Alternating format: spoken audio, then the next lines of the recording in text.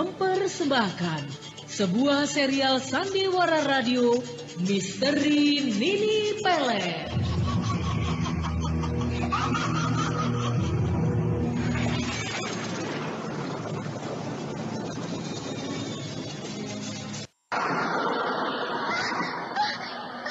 Siluman monyet putih.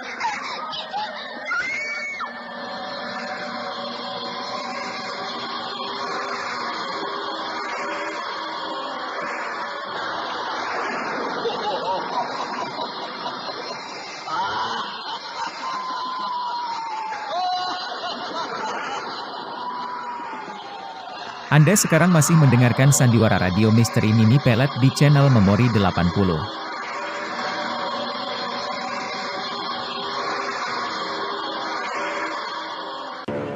Nini Pelet.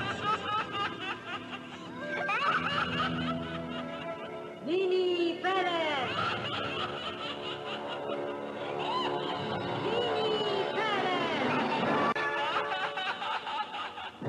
Misteri Nini Pelet kali ini mempersembahkan episode yang ke-6 dengan judul Pertarungan Mistik. Naskah disusun oleh Ari Hidayat. Teknik dan montase Moka Metal. Dengan sutradara Dian Pertiwi. Ki Malang menjadi khawatir dan curiga karena Subala telah memotong segenggam rambut dan menggores tangannya dan kemudian pergi. Padahal semula laki-laki itu bermaksud akan mengambil kepala Nyilarang yang tergantung di atas pohon yang ada di tempat itu. Ki Malang benar-benar tidak mengerti apa maksud semua yang dilakukan oleh Subala itu. Benar-benar aku tidak mengerti. Benar-benar aku heran. Apa maksudnya Subala mengambil segenggam rambutku dan menggores lenganku dengan pedang? Laki-laki itu aneh. Tapi aku curiga. Padahal semula dia bermaksud akan mengambil kepala Nyilarang itu. Kenapa dia tidak jadi? Aku khawatir akan terjadi apa-apa dengan diriku. Kalian semuanya, kalian jangan pergi kemana-mana. Kalian harus tetap ada di pos jaga ini. Bukankah itu sudah menjadi tugas kalian? Nah, aku tinggal dulu.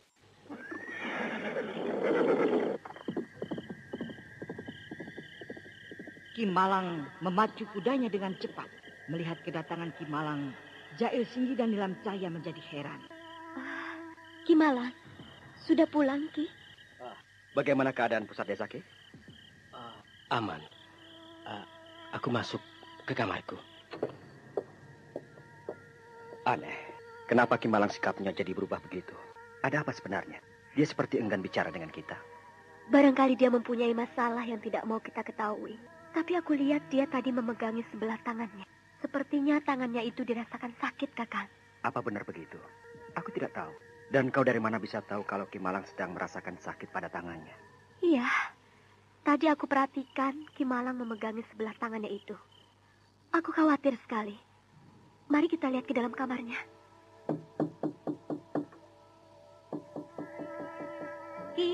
Ki Malang, Ki. Ki Malang? Tunggu, aku akan buka pintu kamarnya. Kalian, ada perlu apa? Boleh kami masuk, Ki? Masuklah. Hei, kenapa sebelah tangan Ki Malang? Kenapa luka gores dan berdarah, Ki? Apa yang telah terjadi? Aku khawatir. Apa sebenarnya yang telah terjadi? Katakanlah, Ki. Jangan menyembunyikan persoalan. Kenapa kau begitu khawatir sekali? Ya, katakanlah, Ki. Bukankah kau sudah percaya dengan kami? Ki Malang nampaknya sedang ketakutan karena ancaman seseorang. Aku sedang memikirkan kesehatan diriku. Aku benar-benar khawatir. Aku tidak mengerti. Kalian lihat luka gores di tanganku ini. Ini akibat goresan pedang Subala.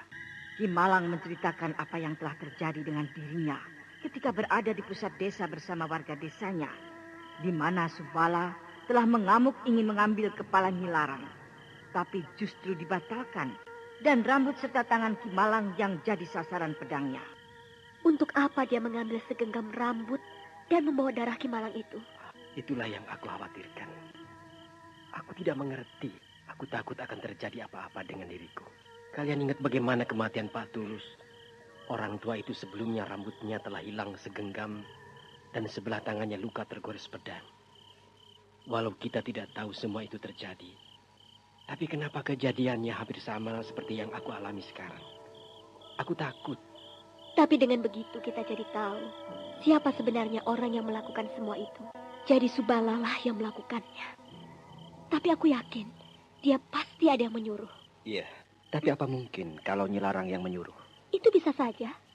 Karena tubuh tanpa kepala itu masih bisa bergerak hidup, walau tidak memiliki kekuatan. Dan bukankah kita sudah tahu kalau tubuh Nyi Larang yang tanpa kepala itu telah dipengaruhi Nini Pelet. Jadi tubuh tanpa kepala itu bisa melakukan apa saja. Itulah yang aku khawatirkan. Bagaimana dengan saya sekarang? Saya takut diri saya akan seperti Pak Tulus.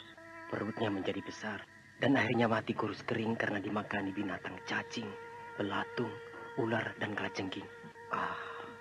Menakutkan sekali mati dengan cara begitu. Mengerikan sekali. Sementara itu Subala yang berhasil membawa segenggam rambut dan tetesan darah Ki Malang. Laki-laki itu sudah berada di dalam kamar Nyi Larang. Tolol, kenapa kau tidak membawa kepala itu? Kenapa kau takut dengan mereka? Kepala desa itu telah melarang saya. Dia telah mengerahkan seluruh penduduknya untuk membunuh saya. Jika saya tetap akan mengambil kepala Nyi Larang yang tergantung di pohon itu. Tapi sebelum saya lari, saya sempat mengambil segenggam rambut dan setetes darah kepala desa itu, Nek. Bodoh. Untuk apa semua itu? Kau benar-benar tolol, Subala. Saya mengambil segenggam rambut dan tetesan darah kepala desa itu karena saya dendam, Nek. Saya akan menyerahkan kepada Nyi Larang agar dia mau membunuh kepala desa itu dengan cara menderita dari pengaruh ilmu perusak jiwanya itu.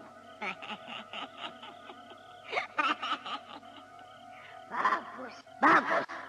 Rencanamu itu aku setujui. Tapi kalau hanya untuk membunuh kepala desa itu dengan cara seperti yang dilakukan Nyi Larang, aku juga bisa. Tapi aku tidak butuh rambut dan tetesan darah yang kau bawa itu. Aku hanya membutuhkan seekor burung gagak. Kau harus bisa mendapatkan burung itu. Benarkah nenek bisa melakukan seperti yang pernah Nyai lakukan? Ilmu apa yang nenek miliki itu? Ilmu yang aku miliki itu ilmu teluh. Ilmu itu tidak pernah aku coba untuk membunuh. Tapi jika kau ingin menyaksikan keampuhan ilmuku itu, baik, cepatlah kau cari seekor burung gagak dan serahkan padaku. Baik, Nek. Malam sudah larut. Udara cukup dingin. Sementara itu di dalam sebuah gubuk, pemuda bertopeng harimau tengah tidur dengan gelisah.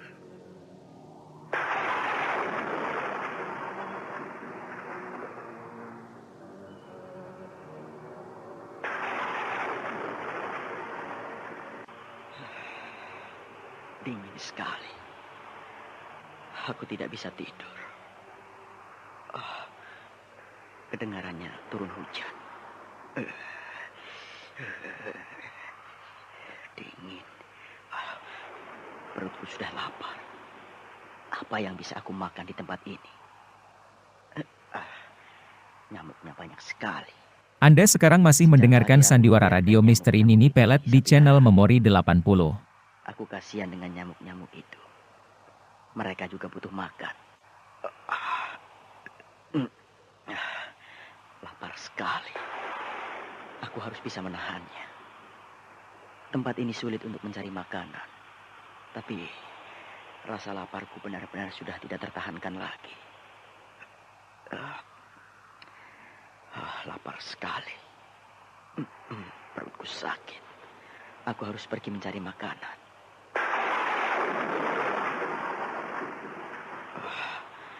Hujannya kedengarannya besar sekali. Apakah aku akan tetap keluar dalam keadaan hujan deras? Tapi biarlah. Aku harus mencari makanan.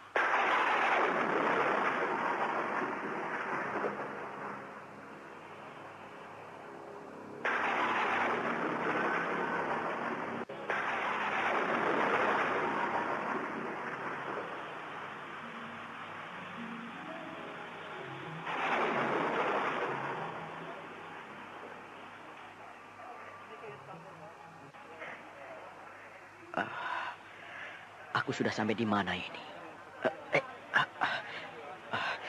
Jalanan ini licin sekali. Aku mendengar di depan sana seperti ada suara orang rame-rame tertawa. Iya, suara orang tertawa-tawa. Sepertinya suara orang yang tengah berkumpul. Nah, kebetulan sekali. Aku bisa meminta makanan dari mereka. Aku akan mendekati mereka.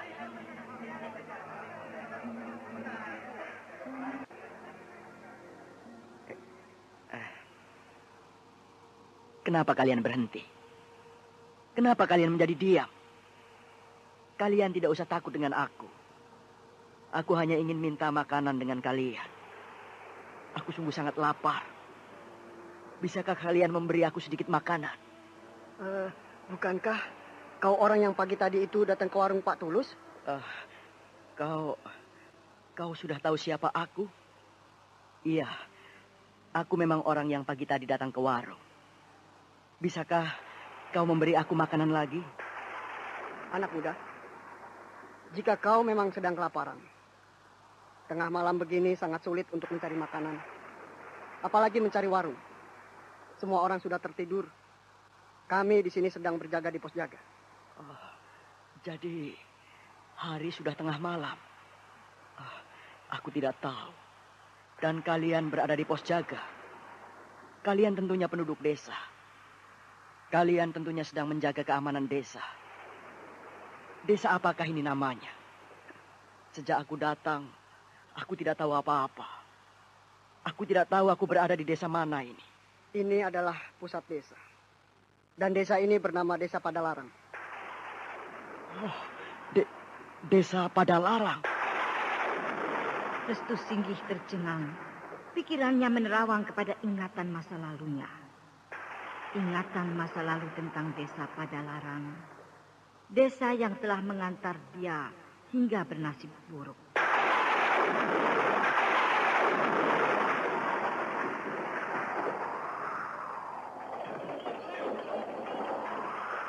Tidak! Jangan! Perempuan jahanam! Harus mati! Di mana kau perempuan iblis? Tidak! Perempuan iblis! Perempuan keparat! Anak muda, kau kenapa? Kenapa kau berteriak-teriak begitu? Aku harus mencari perempuan iblis itu. Aku dendam. Dia telah membutakan mataku. Aku dendam. Perempuan iblis. Anak muda, jangan lari. Tunggu. Restu Singgih berlari. Pikirannya jadi kacau. Bayangan masa lalu yang pernah dia alami terus mencekamnya.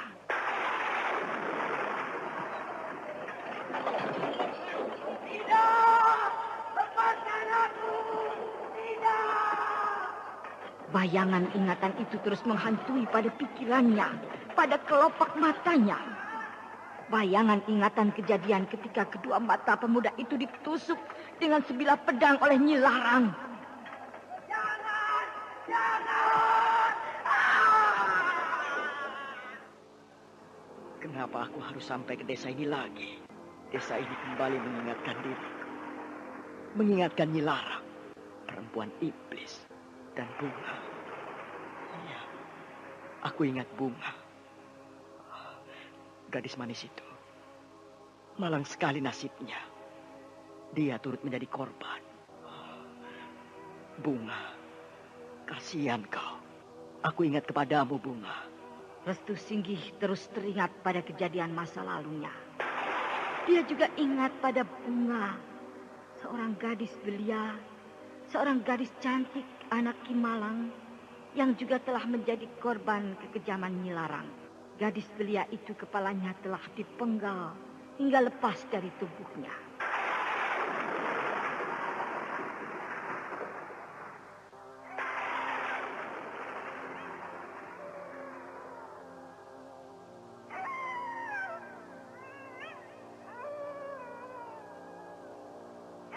Kakang Restu. Kakang Restu. Bunga. Kaukah itu Bunga? Kakang, aku Bunga. Aku rindu sekali dengan Kakang. Kenapa Kakang Restu pergi begitu lama? Kenapa Kakang tinggalkan Bunga lama sekali? Kakang dari mana? Bunga, aku terpaksa harus pergi. Aku terpaksa harus meninggalkan desa ini. Kini aku kembali. Aku juga rindu denganmu, Bunga. Perempuan itu kejam, Kakang. Dia telah menyakiti Bunga. Dia juga telah menyiksa Kakang. Hidupku di alam sana menjadi tenang, Kakang. Aku penasaran. Aku kasihan ayah dan Kakang Restu. Bunga, tenanglah kau di alam. Aku yang akan membalas segala sakit hatimu. Kau lihat keadaanku sekarang. Wajahku cacat, kedua mataku buta. Perempuan iblis itu telah membuatku jadi begini. Aku akan membuat dia lebih dari aku. Janganlah kau memikirkan aku, Bunga. Tenanglah kau di alam. Tenanglah, Bunga. Bunga kasihan dengan ayah, Kakang Restu. Tolonglah jaga ayah. Rawatlah ayah, Kakang. Dia kini tinggal hidup sendiri. Baik, Bunga. Kau tidak perlu khawatir. Aku akan menjaga ayahmu. Aku kini tenang. Aku akan tenang. Karena Kakang Restu sudah kembali ke desa ini. Karena Kakang Restu akan membalas sakit hatiku. Selamat tinggal, Kakang. Selamat tinggal, Kakang. Bunga. Restu Singgih menunduk sedih. Bayangan Bunga yang baru ditemui sudah pergi. Sudah hilang. Pemuda itu nampak berubah menjadi emosi. Penuh dengan dendam. Ya, aku harus mencari perempuan itu. Aku harus mencari. Dilarang. Perempuan iblis itu harus mati.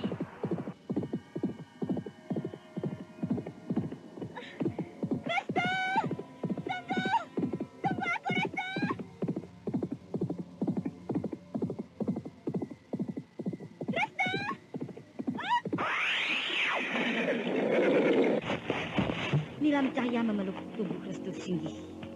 Keduanya terjatuh dari atas kuda dan berguling-guling di rerumputan. Restu Singgih tubuhnya membentur pohon. Mulutnya berdarah.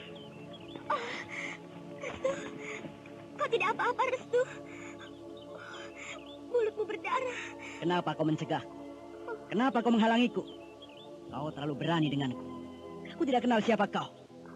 Restu, kenapa kau keras? Kenapa kau jadi berubah? Apakah kau sungguh-sungguh sudah lupa padaku? Aku sejak lama merindukanmu. Aku sejak lama menantimu. Kini aku bahagia. Kita bertemu lagi. Kita bersama lagi. Tapi kenapa kau menghindar dari aku? Kenapa kau seperti membenci aku? Kenapa? Kenapa kau tidak percaya? Aku bukanlah Restu. Restu, kau tega. Kenapa kau masih saja membohongi aku? Kenapa kau membohongi dirimu? Apakah kau malu karena kau buta? Apakah kau malu karena wajahmu cacat? Diam, kataku. Jangan sebut-sebut itu di depanku. Kau pikir aku malu denganmu karena aku buta? Karena wajahku cacat? Enak saja kau bicara. Memangnya kau siapa? Memangnya aku ini apa? Kau menghina aku. Kau kira aku kenal denganmu? Aku juga tidak kenal siapa kau. Apakah kau masih juga tidak percaya kalau aku bukanlah Restu? Benarkah dia bukan Restu? Apakah dia memang mirip dengan Restu? Tapi aku yakin dia memang Restu. Dia pasti berbohong. Dia pasti malu padaku. Restu. Bagaimana? Kau sudah tahu kan? Aku memang bukan Restu. Kau salah menduga orang. Tapi tidak apa. Aku memaafkanmu. Mungkin karena segala yang ada padaku sama dengan Restu yang kau kenal. Tidak. Kau pasti Restu. Kau tega membohongi aku. Restu. Apa-apaan kau ini? Kau menangis lagi. Aku harus bagaimana lagi untuk menjelaskan padamu bahwa aku bukan Restu. Namaku si pengemis jalanan. Bohong. Kau benar-benar akan lari dariku. Kau tega. Apa sebenarnya yang kau ingini? Apa sebenarnya yang membuatmu jadi bersikap begitu? Aku tidak memiliki sikap apa-apa. Aku buta dalam persoalan pribadi. Baiklah, kalau kau tetap tidak mau mengaku bahwa dirimu itu adalah Restu, aku tidak memaksamu. Tapi kau harus tahu, saat ini aku sedang mencari Restu Singgi, pemuda kekasihku yang masih sangat aku cintai. Sekali lagi, aku mohon maaf. Aku permisi. Tunggu. Restu, suaramu itu yang memanggilku. Kenapa kau diam? Aku ingin mendengar sekali lagi. Aku ingin dengar kau memanggilku lagi. Aku yakin tadi itu adalah suaramu. Suara Restu yang sudah aku kenal. Nilam, aku tidak sanggup bicara denganmu. Betapa tidak tahunya kau saat ini dengan keadaan. Aku malu. Aku kasihan denganmu. Aku tidak mengerti kalau sikapmu sudah jauh berubah. Apakah karena kau merasa malu padaku? Apakah karena kau merasa keadaanmu saat ini lain? Tidak seperti dulu lagi.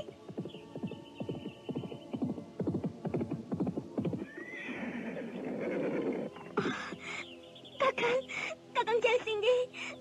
Restu, Kakang. Restu. Kakang. Kaukah itu Kakang Jaya? Anak muda. Kenapa kau diam saja seperti patung? Apakah kau takut? Kau jangan membohongi dirimu. Akuilah secara jujur bahwa kau memang adikku Restu Singgi. Dan aku kakakmu Jaya Singgi. Dan perlu kau tahu, Nilam kini jadi milikku. Kakang Jaya. Kau pengecut, Restu. Kau cengeng. Kau malu dengan keadaanmu sendiri. Kau malu menghadapi kenyataanmu sendiri. Begitukah sikap laki-laki setia? Kau lihat sendiri, Nilam. Orang yang kau rindu, orang yang selalu kau impikan setiap malam, dan kau tetap mencintainya, tapi justru dia membencimu. Apakah laki-laki itu pantas untuk kau rindukan? Apakah laki-laki itu pantas menjadi teman setia bagi hidupmu? Nilam, jangan terlalu tolol kau. Tutup mulutmu. Aku tidak kenal siapa kalian. Aku bukan Restu yang kalian maksud. Kalian keliru. Aku tidak kenal kalian. Namaku bukan Restu. Dan kau. Kau laki-laki bajingan. Kau keparat. Kau pikir aku kenal gadis itu? Ambillah gadis itu. Aku tidak butuh dia. Dia yang mengejar aku. Aku tidak kenal kalian. Tidak. Tidak. Kakang Jaya. Kau memang buta. Kau tidak pantas lagi mendampingi Nilam. Dia sudah jadi milikku. Kau jangan mengacaukan hubungan kami. Kedatanganmu hanya untuk menghancurkan hubungan kami. Tidak. Fitnah. Jangan percaya ucapannya, Restu. Diam kalian! Kenapa aku harus kembali ke desa ini? Kenapa aku jadi sampai lagi ke desa ini? Aku menyesal. Tidak pernah terlintas dalam pikiranku bahwa aku akan sampai ke desa ini lagi. Kalian keparat. Aku menyesal bertemu kalian. Kalian tidak aku kenal. Kalian hanya menambah beban pikiranku saja. Aku tidak ada urusan dengan kalian. Dan kedatanganku ke desa ini, aku hanya ingin mencari Nyi Larang, perempuan keparat itu. Kalian siapa?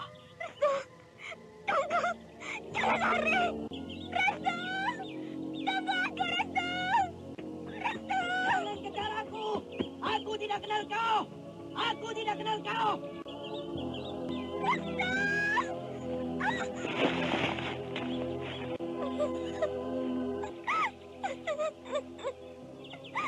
Kau tega, kau kejam. Aku benci denganmu. Kau sendiri yang ternyata mengkhianati aku. Kejam. Aku menyesal. Aku menyesal. Tidak. Kenapa aku jadi begini? Kenapa aku harus menemui persoalan masa laluku? Padahal aku sudah tidak ingin ingat masa laluku. Ingat pada dia. Aku sudah berusaha melupakan Nila. Kenapa aku harus bertemu dia? Aku tidak mau dia susah. Aku tidak mau diriku jadi beban. Kasihan kau, Nila. Aku tahu kau masih mencintaiku. Kau masih setia. Tapi itu jangan. Aku bukan lagi Restu yang dulu. Dia tidak boleh susah karena aku. Dia masih muda dan cantik. Dia bisa mencari penggantiku. Sementara itu, Nilam Cahya yang tidak berhasil mengejar Restu Singgih kembali ke rumah Ki Malang. Nilam Cahya terus bercerita kepada Ki Malang. Dia sepertinya mengungkapkan segala perasaannya pada Ki Malang. Saya tidak tahu, saya tidak mengerti kenapa dia jauh sekali berubah sikapnya. Dia sudah tidak mau bertemu dengan saya. Dia menjadi keras, brutal. Dia mudah banyak tersinggung. Kasihan Ki. Aku khawatir dengan keadaannya itu. Aku juga mengerti kenapa dia harus bersikap begitu padaku. Dia merasa dirinya tidak punya arti. Dia malu padaku. Saya jadi lemah. Saya takut jika dia harus memilih kehendaknya.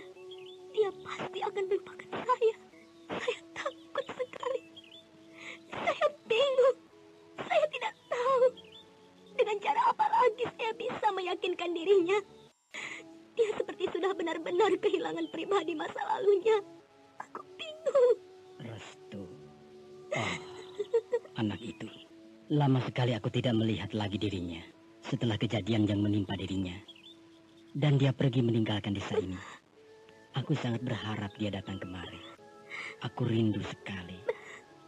Dia harus melihat kuburan bunga yang ada di halaman depan. Dia harus melihatnya. Dia pasti ingat. Dia sangat sayang sekali pada bunga. Bunga? Oh ya, jika dia sadar, jika dia ingat, dia pasti akan datang kemari. Dia pasti akan datang menemui Ki Malang. Sabar saja Nilam. Dia sedang susah, tapi aku yakin Restu masih mencintaimu. Dia tidak mungkin melupakanmu. Aku tahu, dia pasti sedang berpikir dirinya. Dia hanya takut, dia kasihan denganmu. Karena dirinya kini bukan lagi Restu yang dulu. Dia yang kau kenal sebagai pemuda yang tampan, tidak cacat, tidak buta. Hanya itu yang sedang ada dalam pikiran dan perasaannya. Saya hanya khawatir kalau dia harus memilih kehendaknya sendiri. Barangkali pertemuan kami dirasakannya sebagai penambah beban saja. Padahal dia katakan, dia sudah tidak ingin hidup dalam dunia bebas. Dia sudah melupakan segalanya. Dia ingin kembali ke tempat eyang guruku. Tidak. Semua itu hanya bayangan-bayangan perasaannya. Tapi hatinya yang bersih. Dia selalu jujur untuk mengungkapkan segala persoalannya sendiri. Kau adalah kekasihnya. Kau pasti mengerti siapa dia.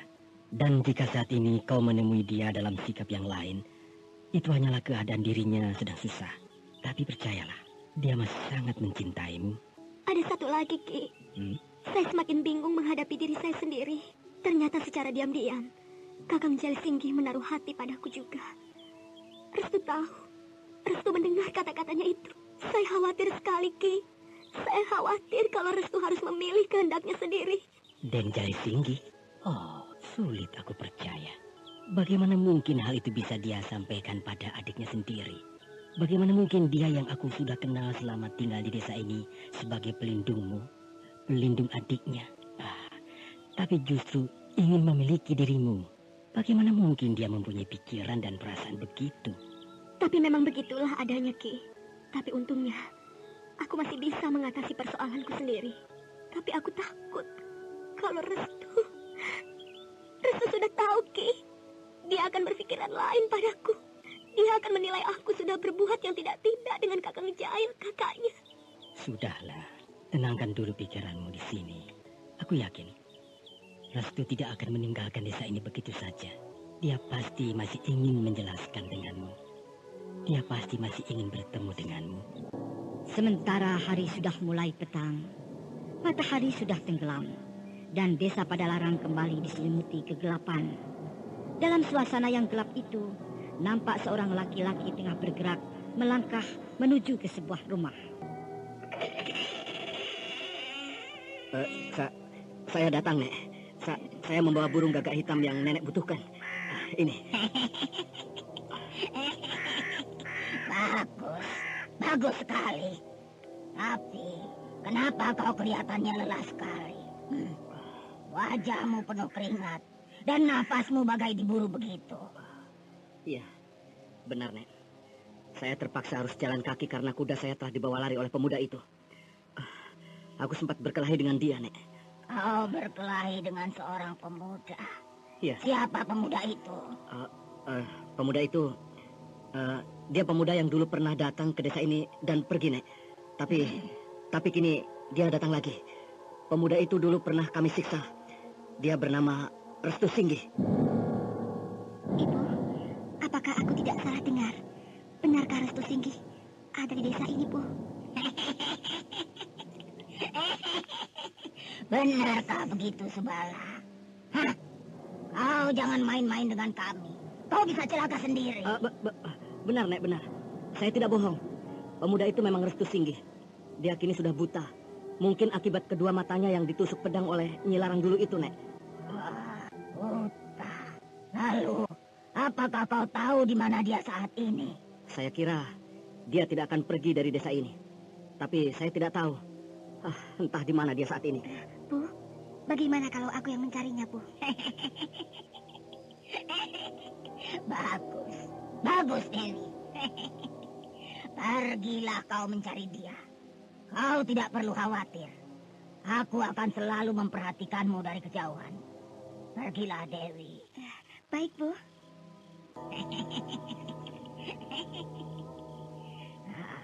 Subala.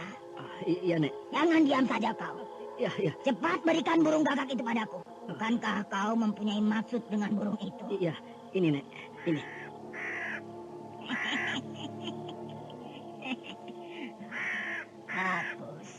Bagus sekali. Burung gagak hitam ini adalah sebagai tumbal korban orang yang akan kita musnahkan secara perlahan-lahan. Subala, siapa nama kepala desa yang menjadi dendammu itu? Namanya Kimalang. Iya, Kimalang, Nek. Kimalang.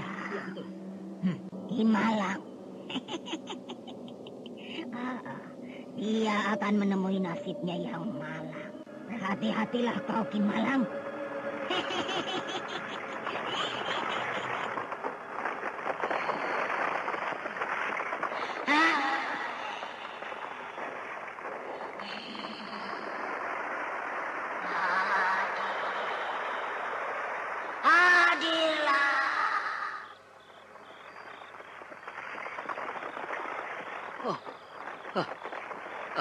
Kamar ini bergetar-getar. Sepertinya terjadi gempa. Apa yang akan terjadi? Aku takut sekali. Muncul!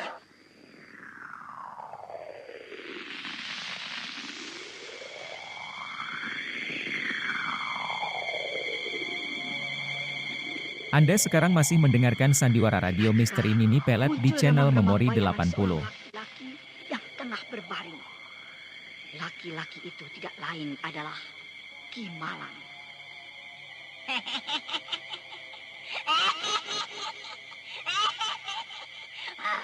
Lihatlah, Subala.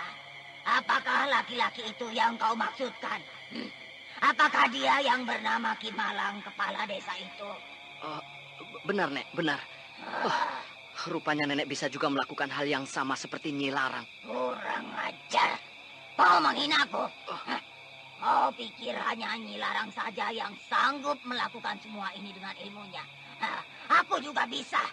Dan ilmuku bernama ilmu teluh. Tapi ilmuku lebih ampuh. Kau jangan menghina. Kau lihat saja nanti.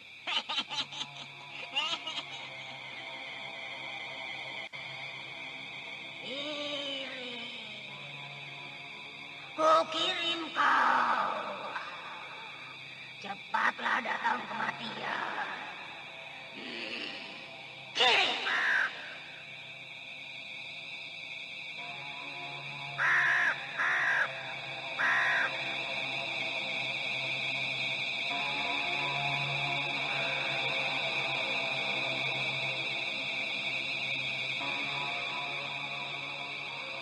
Sementara itu, di rumah Kimalang.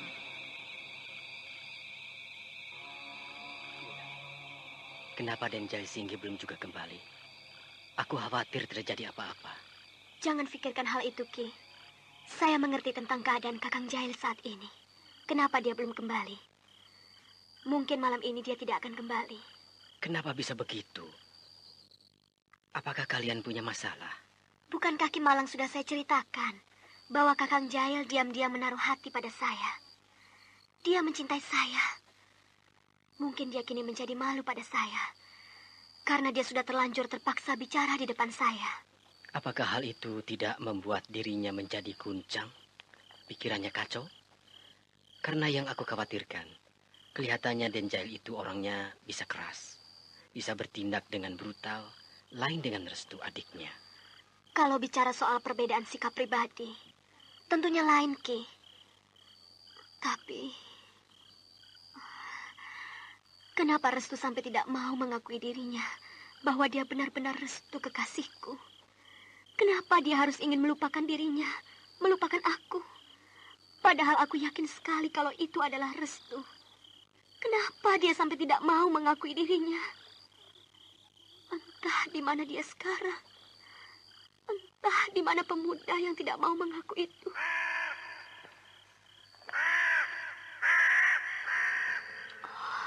Suara burung.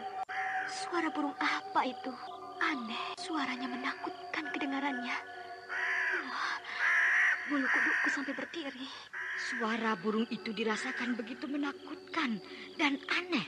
Dan tanpa diketahui, Ki Malang yang tengah berbaring itu tidak bersuara lagi. Dia bagaikan tertidur lelap.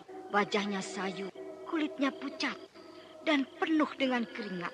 Itulah pertanda pengaruh ilmu teluh Nini Pelet mulai bekerja. Ki Malang, Ki. Dia seperti pingsan. Ki Malang, Ki. Aneh, kenapa tiba-tiba saja Ki Malang tertidur lelap? Dia seperti pingsan. Wajahnya pucat dan sayu. Keringatnya banyak sekali. Oh, suara apa itu? Sepertinya ada orang yang menimpuk atap rumah. Iya, seperti suara batu besar dilemparkan di atas atap rumah. Suara burung itu tidak terdengar lagi. Suara itu hilang.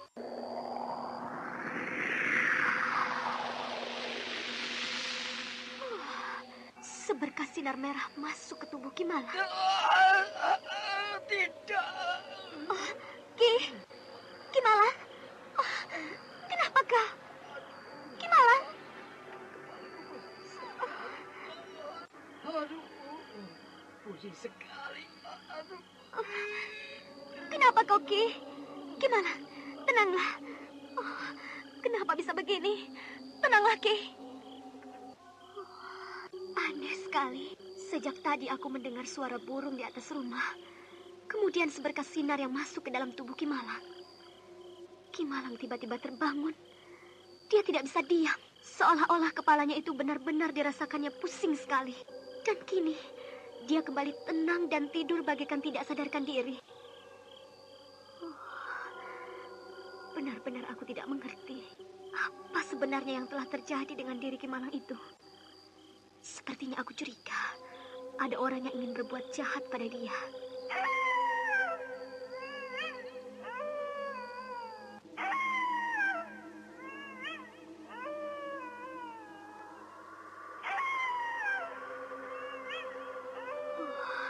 Suara anjing setan itu terdengar lagi. Dan hembusan angin itu datang kembali.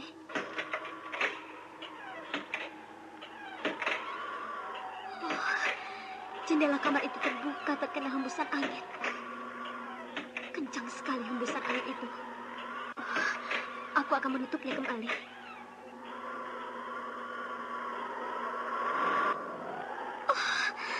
Keras sekali hembusan angin itu. Aneh. Sepertinya akan terjadi apa-apa. Hembusan angin itu semakin kuat mendorong nilam cahaya. Dan tiba-tiba menghilang. Jendela kamar itu tiba-tiba tertutup kembali dan tertutup rapat. Suasana kembali tenang, sunyi, mencekam. Aneh, hembusan angin itu hilang dan jendela kamar itu tiba-tiba tertutup kembali. Apa sebenarnya akan terjadi di tempat ini? Aku khawatir sekali. Tidak. Ki Malang, kenapa kau? Aduh. Tiba-tiba Ki Malang terjaga dari tidurnya. Tapi kali ini benar-benar aneh. Karena secara perlahan-lahan kepala Ki Malang membesar. Di bagian pangkal pahanya pun menjadi besar. Besar sekali. Dan kemudian Ki Malang merintih-rintih. Ki, tidak. Bagaimana mungkin semua ini bisa terjadi? Kepala Ki Malang menjadi besar. Dan bagian pangkal pahanya pun besar sekali. Pasti ada yang berbuat jahat. Kasihan kau, Ki. Bagaimana ini? Apa yang harus aku lakukan? Aku tidak tahu dengan semua ini. Aku yakin, aku curiga. Pasti ada orang yang jahat pada Ki Malang. Pasti ada orang yang sengaja akan membunuh Ki Malang dengan cara kekejaman begitu. Ilmu hitam. Ya, aku ingat. Aku ingat yang tengah dialami Ki Malang ini. Sama sekali dengan kejadian yang pernah dialami Pak Tulus dulu. Sementara itu di kamar Nyi Larang.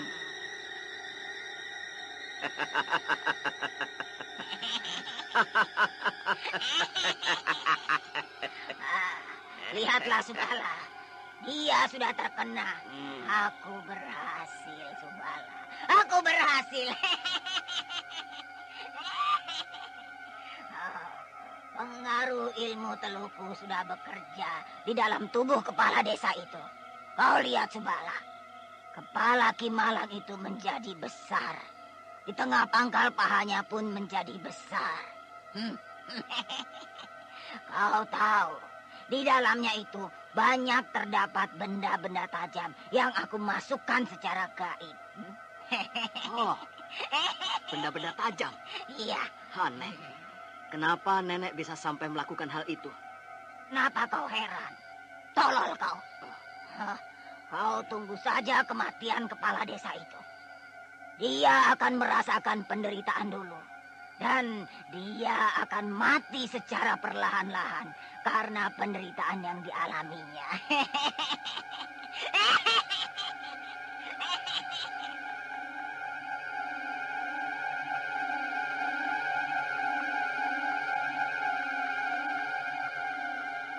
Sementara itu di warung Pak Tulus, seorang laki-laki tengah duduk seorang diri. Mudah-mudahan pemuda buta itu memang bukan Restu Singgih. Mungkin dia memang mirip dengan keadaan diri Restu Singgih. Karena dengan begitu, aku tidak ada penghalang. Aku bebas melaksanakan maksud-maksudku untuk memiliki Nilam. Gadis itu harus jadi milikku. Aku benar-benar sudah jatuh hati. Sayang, warung ini tidak ada arak. Kebiasaanku, jika aku sedang menghadapi persoalan yang bikin pusing otakku, aku sering minum arak. Gembel sekali warung ini. Nilam, kau benar-benar cantik. Kau harus menjadi milikku. Kau harus menjadi milikku. Nilam, aku jatuh cinta kepadamu. Lelah sekali rasanya aku. Di mana aku saat ini? Suasananya terdengar seperti sudah malam. Iya, tapi di mana aku sekarang? Aku tidak tahu lagi di mana aku sekarang berada. Rasanya aku sudah berlari begitu jauh. Iya. Nilam. Dia bukankah dia telah mengejarku? Tapi kenapa dia tidak ada? Suaranya tidak aku dengar. Nilam, maafkan aku. Aku tidak bermaksud membencimu. Aku tidak bermaksud melupakanmu. Tapi kau tidak tahu. Kau tidak mengerti apa yang ada dalam pikiran dan perasaanku. Aku sungguh masih sangat mencintaimu. Tapi itu tidak bisa lagi aku sampaikan. Aku sudah buta. Aku tidak mau kau malu nantinya. Dan Kakang Jahil. Benarkah apa yang dia katakan itu? Apakah dia benar-benar mencintai Nilam? Apakah Nilam juga sudah mencintainya? Sepertinya mereka sudah menjalin hubungan sejak lama. Ya, Mungkin sejak aku tidak ada. Karena kelihatannya mereka memang sudah akrab sekali. Bagaimana mungkin kalau hal itu sampai terjadi? Itu berarti Nilam sudah mengkhianati aku. Tapi biarlah. Aku memang sudah bertekad untuk melupakannya. Tapi apakah aku memang harus melupakan segalanya? Tidak. Di desa ini aku banyak persoalan. Aku masih harus mencari Nyi Larang. Orang itu harus aku temukan. Orang itu harus aku bunuh. Dia telah membuat mataku buta. Dia telah membuat wajahku cacat.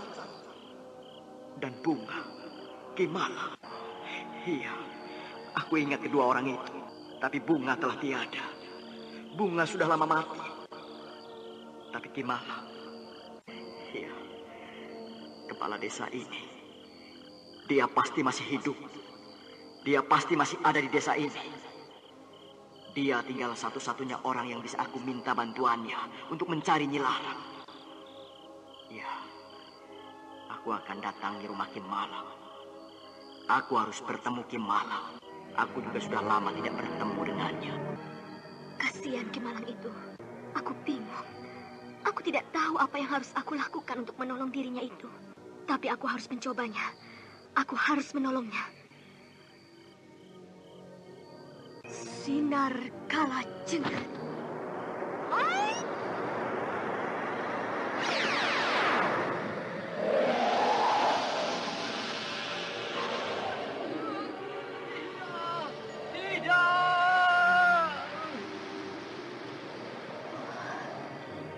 Aku berhasil. Kepala Ki Malang yang besar itu tiba-tiba mengecil kembali. Bagian pangkal pahanya pun mulai mengecil.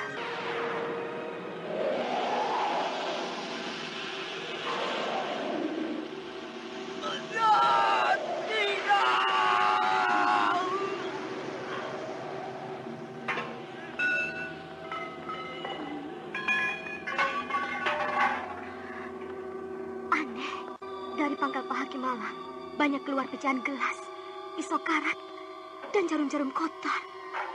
Aneh sekali. Nilam Cahya keheranan. Dan ketika dia akan mengembalikan sinar biru ilmu Kalajenggot itu ke kekuatan asalnya, tiba-tiba sinar biru itu bagai berhenti dan sulit meresap kembali ke dalam tubuhnya. Dan bersamaan itu, dari dalam tubuh Ki Malang muncul seberkas sinar merah. Sinar itu melompat dan masuk ke dalam tubuh Nilam Cahya.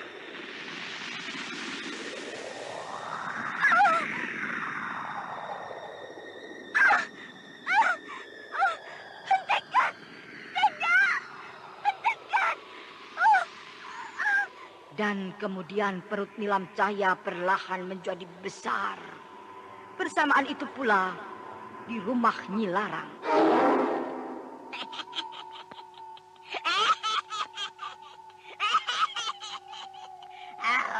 Kau lihat Subala, gadis itu telah kena sasaranku.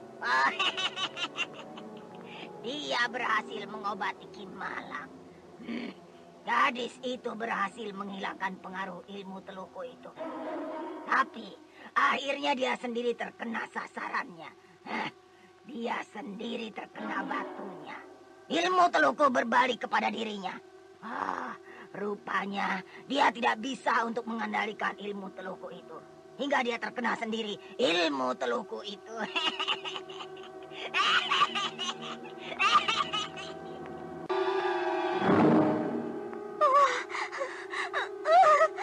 Kenapa aku bisa kecolongan begini? Sinar biru ilmu Kalajengotku kalah cepat. Jahanam. Siapa orang yang melakukan ini semua? Aku harus melawannya. Dia telah berhasil membawa pengaruh diriku pada ilmu setan itu. Aku harus melawannya.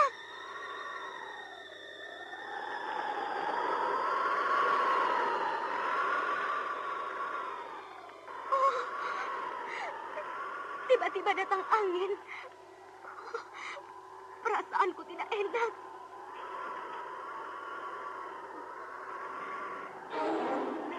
Biru Kalajenggot.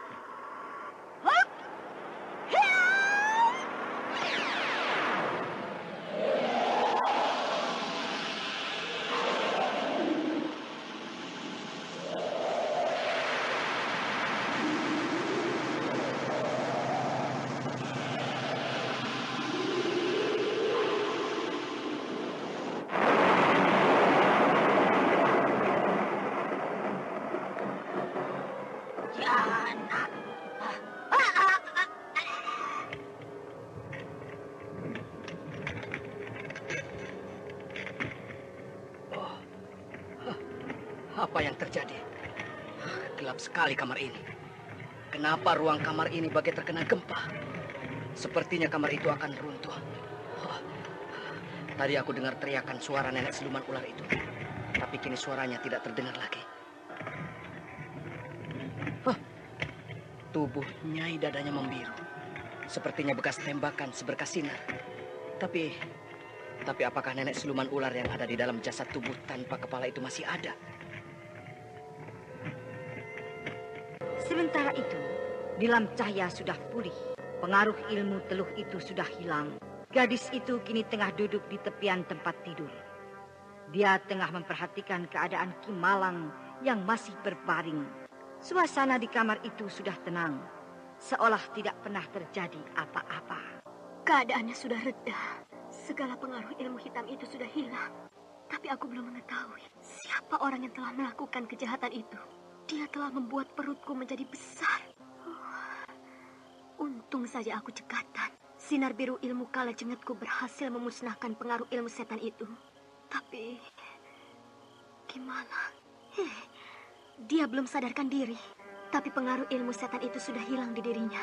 Keadaannya sudah normal kembali. Biarlah, aku tunggu saja sampai dia sadarkan diri.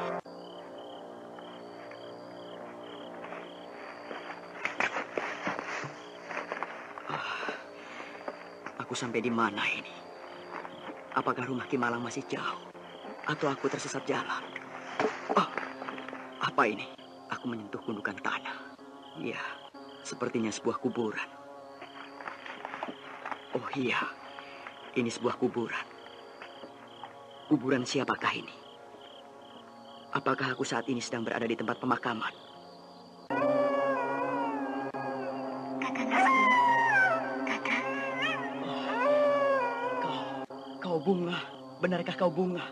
Iya, aku kenal suaramu Bunga. Di mana kau Bunga? Aku di depanmu, Kakang. Aku akan mengucapkan terima kasih pada Kakang. Kakang telah datang ke tempatku ini. Ini adalah kuburanku. Kakang Restu saat ini sudah berada di rumahku. Benarkah aku sudah sampai di rumahmu, Bunga? Rumah Ki Malang. Jadi, kuburan ini adalah kuburanmu? Benar, Kakang. Aku telah dikuburkan oleh ayah di halaman rumah ini. Aku senang Kakang Restu sampai ke tempatku. Bunga, aku sudah rindu sekali padamu. Aku sudah ingin bertemu denganmu. Peluklah kakakmu ini. Peluklah adikku. Jangan pergi kemana-mana lagi. Aku akan membawamu ke sebuah tempat. Tapi sebelum itu, kau harus melihat kematian Nyi Larang. Iya, kau harus melihat bagaimana perempuan itu nantinya akan aku cabik-cabik tubuhnya. Aku akan membalas sakit hatiku ini. Juga untukmu. Terima kasih, Kakang. Aku minta maaf. Aku tidak bisa memeluk diri Kakang. Karena alamku sudah lain. Aku bukan manusia seperti Kakang lagi. Tapi aku tetap memeluk Kakang. Aku tetap mencium Kakang. Aku juga rindu. Aku bahagia sekali. Nah, masuklah ke dalam rumahku, Kakang. Masuklah. Selamat tinggal, Kakang Restu. Selamat jalan, Kakang.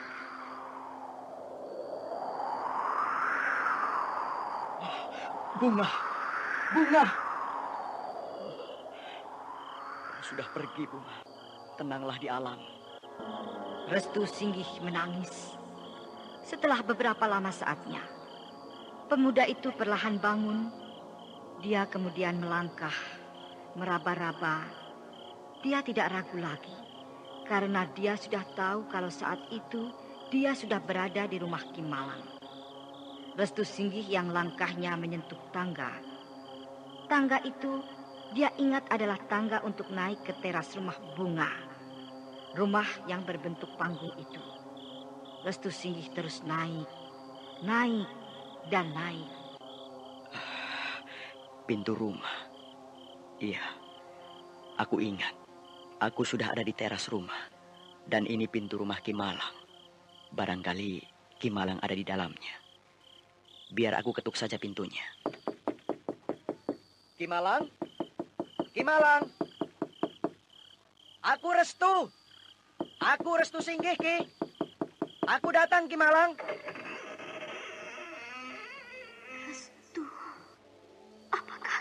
benar. Jangan tinggalkan aku, Restu. Kau adalah restuku. Kau tidak boleh kemana-mana lagi. Siapa kau? Siapa? Anda sekarang masih mendengarkan sandiwara radio Misteri Nini Pelet di channel Memori 80. Tidak. Kau tidak boleh pergi. Aku kini sudah yakin kalau kau benar-benar Restu. Aku Nilam, Restu. Aku Nilam. Kenapa kau masih saja mempertahankan kekerasan hatimu? Tidak bisakah kau mengerti aku? Aku sejak lama menunggumu, Restu. Kenapa kau harus malu hanya karena kau buta? Kenapa kau harus melupakan aku hanya karena kau buta? Restu, jangan semua itu kau lakukan. Kemana dirimu yang selama ini aku percaya? Kemana dirimu yang selama ini dikagumi oleh orang banyak? Kau tidak boleh cengeng. Kau laki-laki bijak yang pernah aku kenal sejak lama. Restu, kau pasti Restu. Kau tidak bisa membohongi aku. Aku lihat wajahmu itu. Kasihan kau. Wajahmu, Restu. Lepaskan pelukanmu. Kenapa kau masih saja memelukku? Siapa kau? Kenapa kau masih saja menyebut diriku Restu? Restu. Memangnya dia itu siapa? Aku tidak kenal kau. Aku adalah orang yang tidak punya siapa-siapa. Barangkali aku memang mirip dengan orang yang kau maksudkan. Tapi percayalah, aku bukanlah Restu. Oh, kenapa kau masih belum mau mengaku? Bukankah tadi kau menyebut dirimu adalah Restu? Kau memanggil-manggil Kimalang. Bukankah itu artinya kau adalah Restu? Hanya Restu yang kenal Kimalang. Hanya Restu yang tahu persoalan dirinya dengan Kimalang. Aku Nilam. Aku kekasihmu. Kenapa kau jauh berubah, Restu? Aku tidak kenal kau. Minggir. Aku mau pergi. Restu, tunggu. Jangan pergi. Jangan ikut aku. Aku mau pergi. Nampaknya hari sudah malam sekali. Sebaiknya aku kembali saja. Aku harus menemui Nilam. Aku tidak tahu lagi bagaimana dirinya itu sekarang. Aku tidak tahu lagi bagaimana perasaannya dia setelah aku dengan berani di depannya bicara bahwa aku mencintai dia. Aku sejak lama menaruh hati pada dia. Mudah-mudahan dia akan mengerti. Mudah-mudahan pikirannya akan berubah. Dan pemuda itu harus aku lenyapkan. Dia bukan Restu. Dia bukan adikku. Walau dia memang adikku. Tapi kalau dia berani merebut Nilam, kalau dia berani menghancurkan maksudku untuk memiliki Nilam, itu berarti dia musuhku yang utama. Aku harus kembali. Aku harus menemui Nilam. Rasanya aku tidak bisa lepas dari dia. Sekali saja aku tidak melihat dia. Rasanya aku rindu sekali. Sementara itu di rumah Kimalang, Nilam Cahya saat itu sudah berada di dalam kamarnya. Gadis itu tengah berbaring merenungi dirinya. Merenungi kekasihnya Restu Singgih yang sudah tidak mau kenal lagi dengannya. Dia kejam. Dia sudah tidak mau kenal aku. Tapi rasanya aku masih ada keraguan. Apakah pemuda bertopeng itu memang Restu? Atau dia memang orang yang segalanya mirip dengan Restu? Dan kebetulan pikiran dan perasaanku saat ini memang sedang ingat dia. Yang aku khawatirkan, kalau pemuda itu memang bukanlah Restu.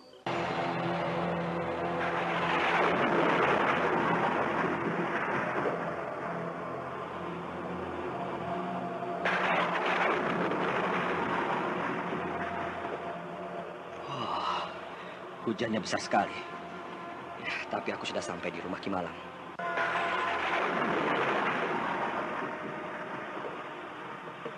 Nilam? Nilam?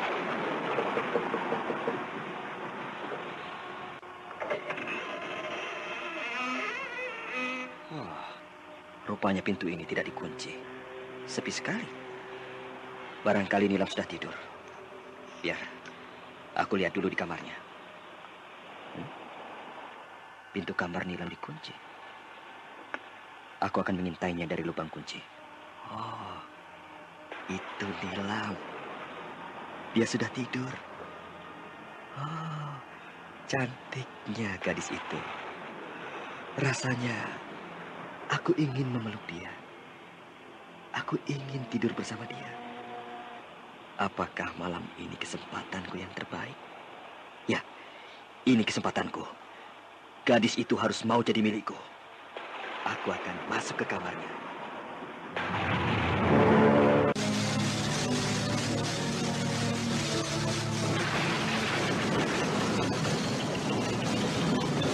Nah, saudara pendengar, ikutilah kelanjutan Sandiwara Radio Misteri Mini Pelet. Sampai jumpa.